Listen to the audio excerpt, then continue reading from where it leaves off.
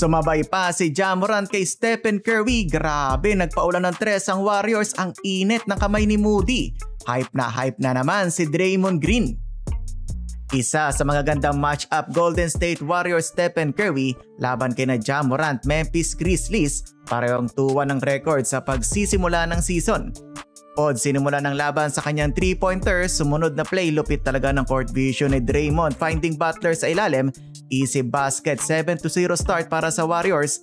Iwan ng bantay kay Steph, easy lay-in. Nadagdagan pa lamang ng GSW sa tres ni Butler. Kabila naman, Ja Morant sinasayawan ng depensa ni Kuminga sabay pull-up.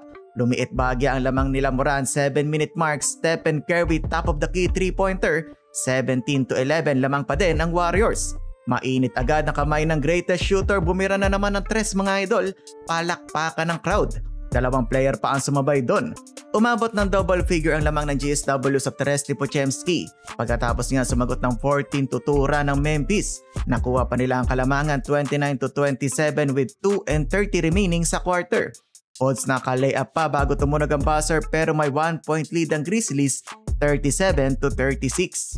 Second period, nagpapalitan lang ng puntos ang both teams, walang lumalamang ng malaki.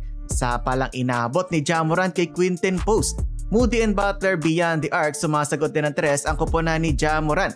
Sobrang dikit ang laban mga idol, nahilo si Ja nang tamaan siya ni Podziemski. 48 seconds remaining, walang gustong magbantay kay Green sa labas. Naipasok na tuloy ang 3-pointer. Halftime, 4 na lamang ng Dub Nation, 3 player ang may double digit. Butler 16, Steph at JK with 11.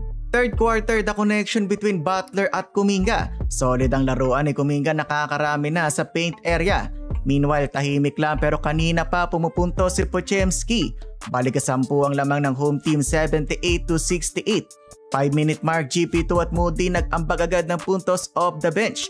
Moody nag-hit check pa mga idol, pasok na naman ang tres. Hype na hype pa si Draymond Green sa kanyang depensa.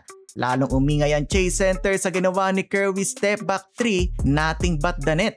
Fourth quarter, Moses Moody mga idol, ayaw pa rin huminto, kaka-tres. Nakakapahinga tuloy ng gusto si Curry sa bench. Tapos sumasali pa sa 3-point party si Podziemski. 107-89, lumobo na ang lamang ng home team. Pati si Green kumpiyansa na tumira ng tres. Midway parang sumuko na ang Grizzlies, pinaupo na si Ja Morant. Habang showtime pa din ng GSW, tuwang-tuwa sina Al Horford at Green sa dunk ni Kuminga. Biglang pinasok si Morant, yun lang, Kuminga showtime pa din, pinakitaan pa ng one-handed dunk ang kalaban.